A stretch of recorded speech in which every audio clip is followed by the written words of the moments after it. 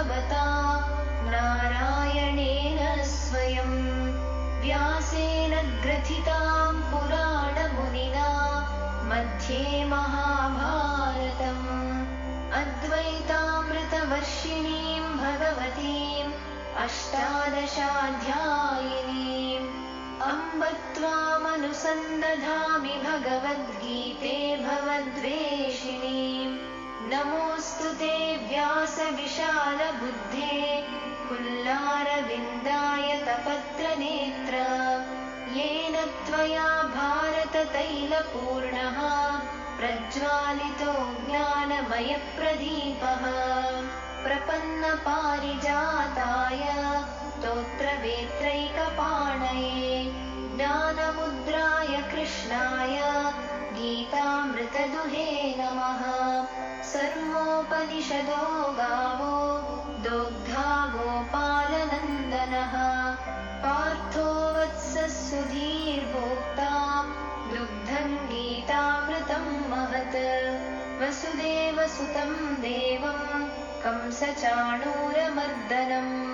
देवकी परमानन्दं कृष्णं वन्दे जगद्गुरुं यं ब्रह्मा वरुणेन्द्ररुद्रमरुतः स्तुन्वन्ति दिव्यैस्तवैः वेदैः साङ्गपदक्रमोपनिषदैः गायन्ति यं सामगाः ध्यानावस्थिततद्गतेन मनसा पश्यन्ति यं योगिनो यस्यान्तन्न विदुः सुरासुरगणाः देवाय तस्मै नमः।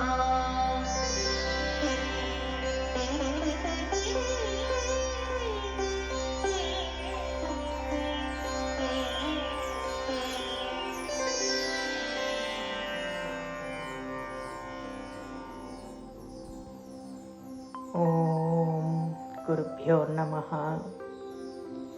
Now we continue with Gita, chapter 4, Jnana Karma Sannyasa Yoga, the yoga of knowledge, of renunciation, of action.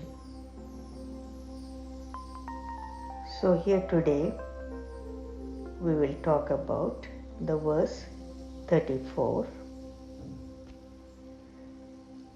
The translation and commentary by Maharshi Ji, and I am giving the essence. Tatvidhi pranipatena pariprasnena sevaya upadekshanti te gnanam gnanena tattva darshanaha. Here is the English meaning. Bhagavan is saying, know this, through homage, repeated inquiry and service, the men of knowledge who have experienced reality will teach you knowledge. So again, Bhagavan is saying, know this, through homage, repeated inquiry and service, the men of knowledge who have experienced reality will teach you knowledge. Here in the last verse, we have understood that the yajna of knowledge, leading as it does to this state, is better than yajna through material means. And Bhagavan further said, knowledge is the field towards which all actions converge, and it is the field in which they finally become merged. And here all actions without exception culminate in knowledge. And also Bhagavan said to Arjuna that it is through knowledge that life can be made most dynamic. And so here in this verse number 34, Bhagavan is giving a direct way to search for this knowledge. Here Bhagavan is saying to Arjuna that through homage and repeated inquiry and service, the men of knowledge who have experienced reality will teach you the knowledge. He is explaining the process of gaining enlightenment from the enlightened. Now, let us look at it in detail. What does Bhagavan mean by saying through homage? Here, homage is meant submission or surrender. And this submission or surrender serves to produce a state of receptivity. So, in this state of submission, the heart and mind set aside their own ways of feelings and thinking, and they become free from all that overshadowed their potentiality, and then become fully receptive to the enlightened. So again, when one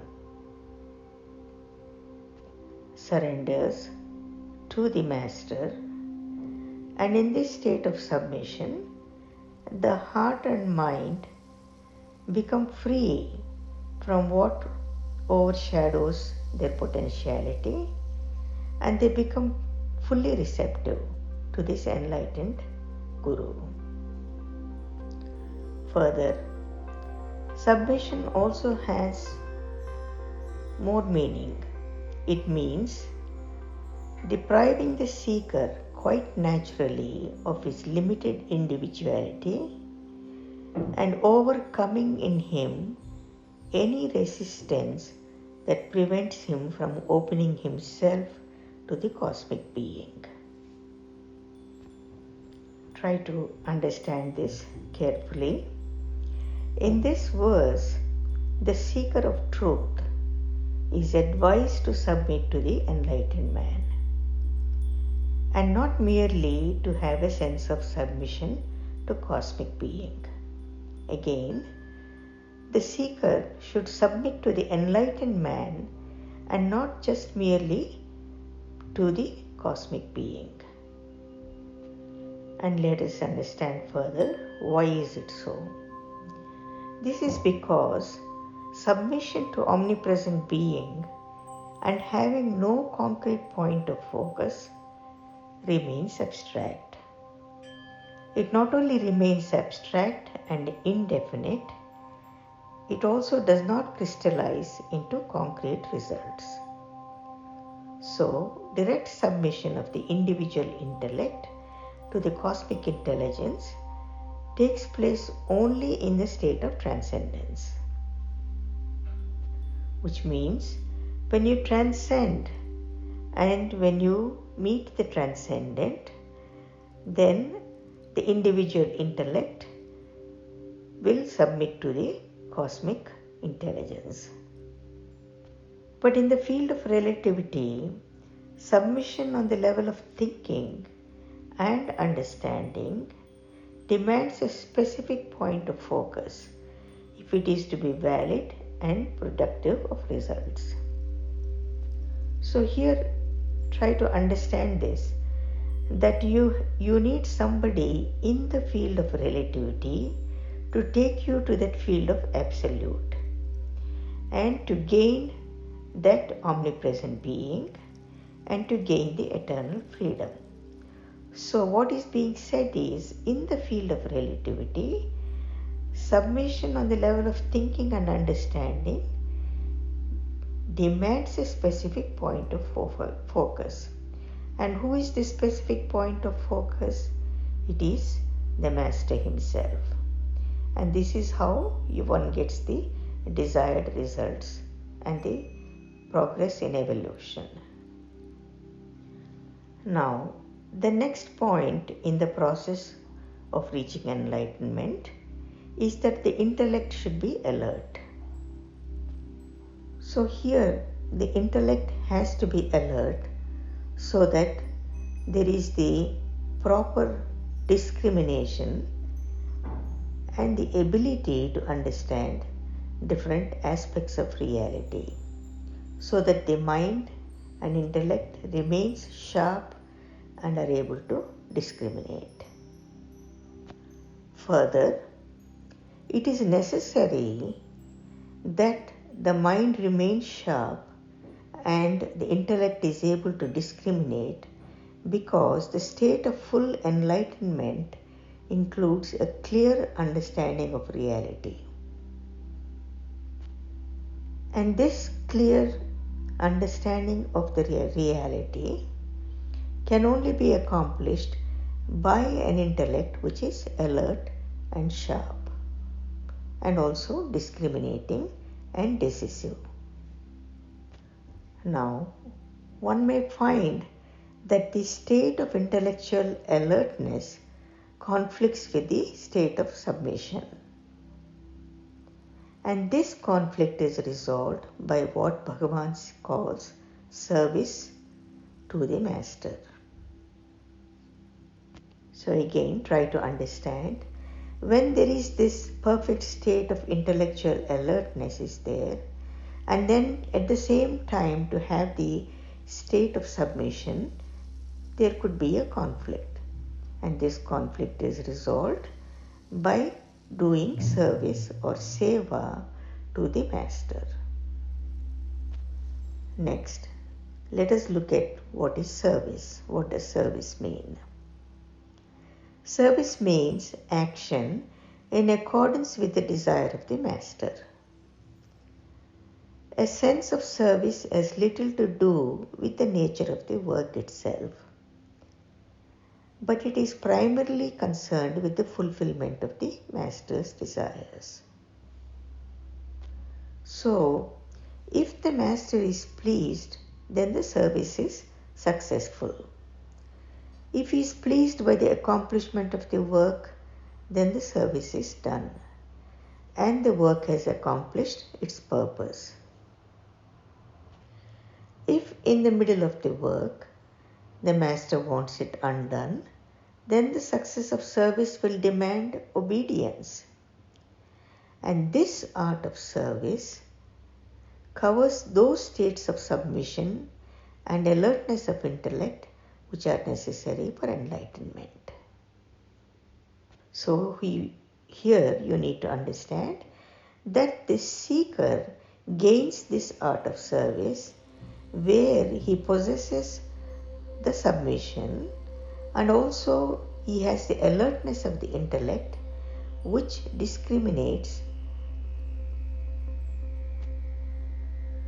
what is being told by the master and what is good for him and what is necessary for his enlightenment. Further, a right sense of service trains the mind of the seeker to adjust itself to the status of the integrated mind of the enlightened man. So, in order to be successful in the art of service, one has to adjust one's mind, and one has to adjust one's likes and dislikes, and to bring them into accord with the mind of the master. One does something and then closely watches to see whether he is pleased or displeased. He here is the master. Then one adjusts one's actions accordingly. So again here, the seeker is adjusting his mind and his likes and dislikes in accord with the mind of the master. And by doing so, it does more than merely hold together submission and alertness of the intellect.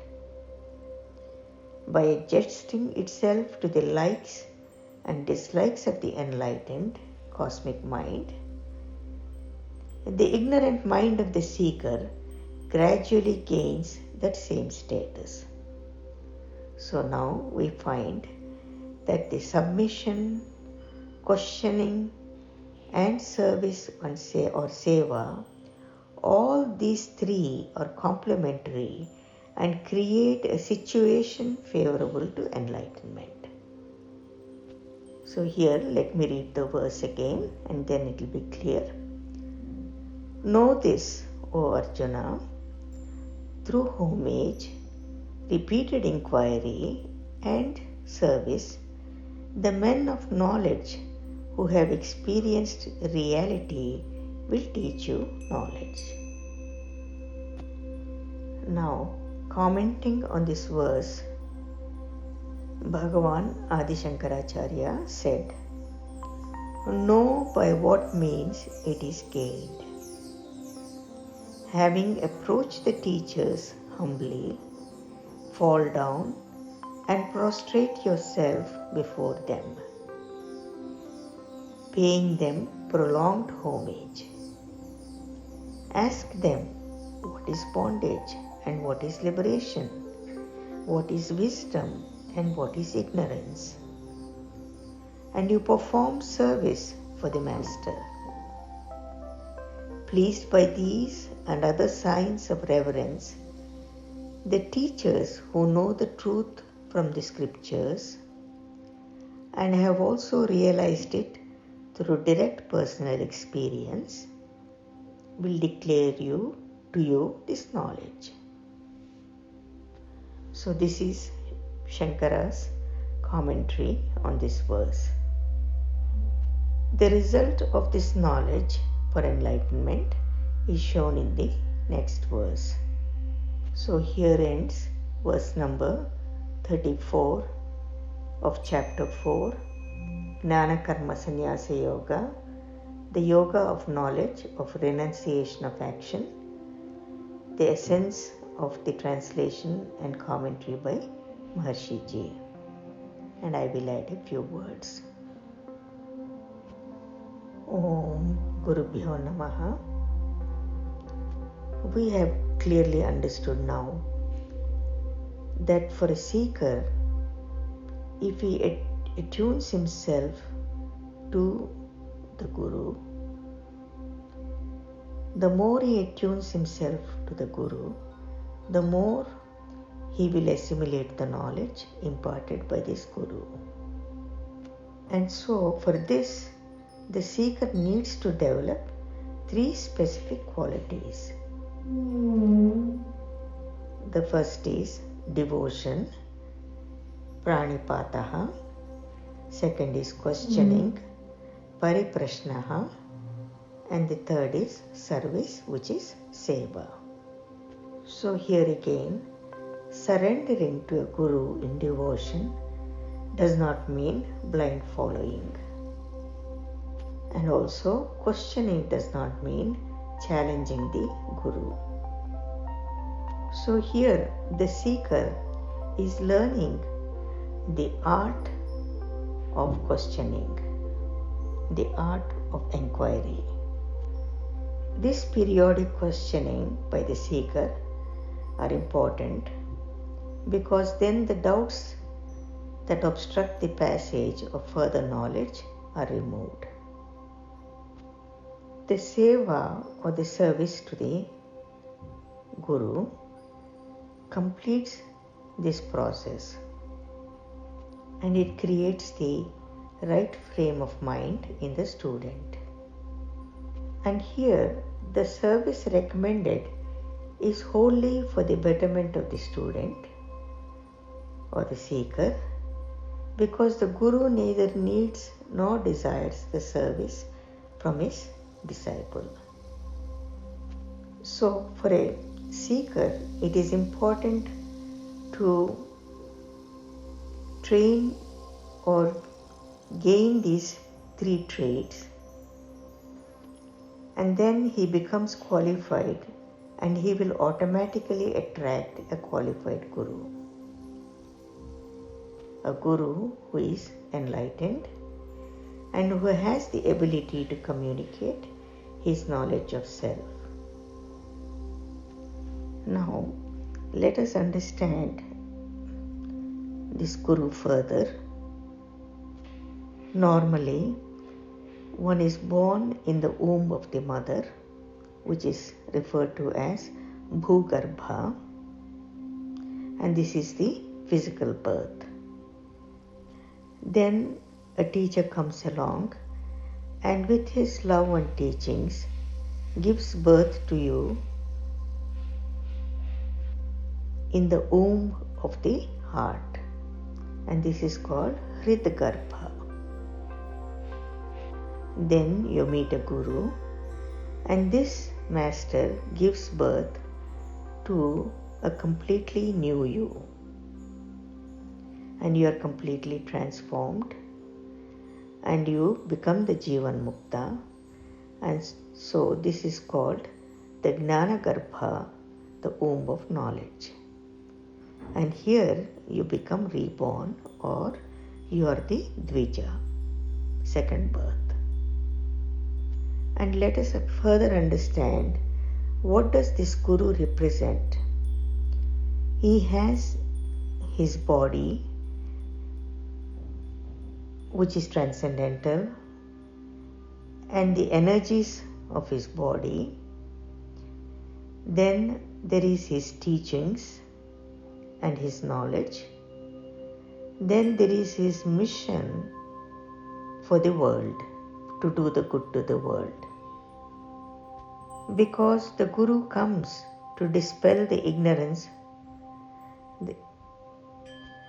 of the true seekers, and he is there to show them the path. So in a sense, your surrender and your seva is to his teachings and also to his mission of what he is trying to accomplish for the world.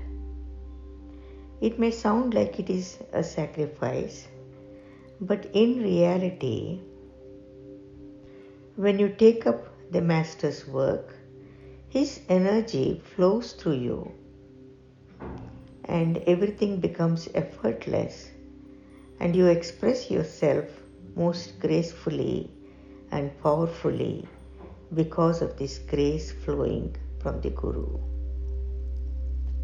Your individual identity merges with his cosmic identity, and you rise to the level of the status of the Guru.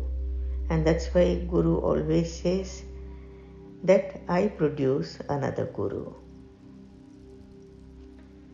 Even the Vedas declare that a living master is needed to be enlightened. And it is more difficult to relate with a living master than with the one who has left the body.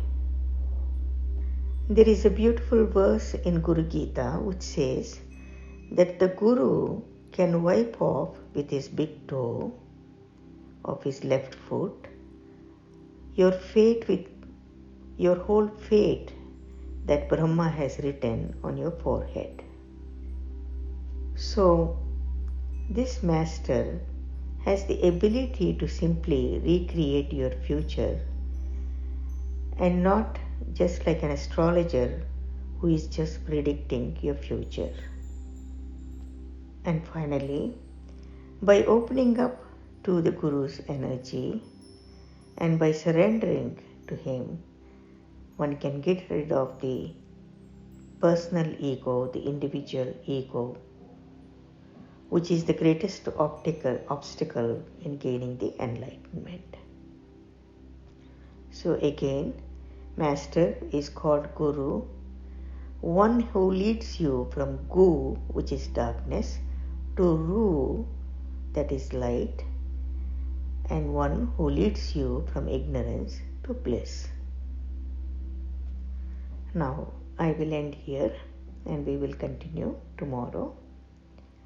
Jai Gurudev, Loka Samasta Sukhino Bhavantu.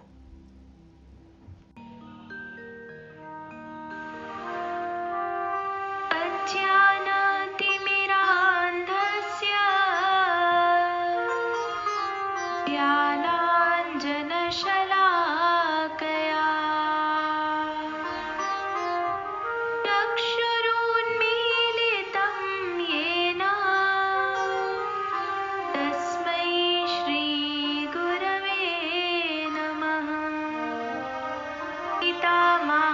महात्म्यम् गीताशास्त्रमिदं पुण्यं यः पठेत् प्रयतः पुमान् विष्णोः पदमवाप्नोति भयशोकादिवर्जितः गीताध्ययनशीलस्य प्राणायामपरस्य च नैव सन्ति हि पापानि पूर्वजन्मकृतानि च मलनिर्मोचनं पुंसां जलस्नानं दिने दिने सकृद्गीताम्भसि स्नानं संसारमलनाशनं गीतासु गीता कर्तव्या किमन्यैः शास्त्रविस्तरैः या स्वयं पद्मनाभस्य मुखपद्माद्विनिसृता भारतामृतसर्वस्वं विष्णोर्वक्त्राद् विनिसृतं गीता गङ्गोदकं पीत्वा पुनर्जन्म न विद्यते सर्वोपनिषदो गावो दोग्धा गोपालनन्दनः पार्थो वत्सः सुधीर्भोक्ता दुग्धं गीतामृतं महत् एकं शास्त्रं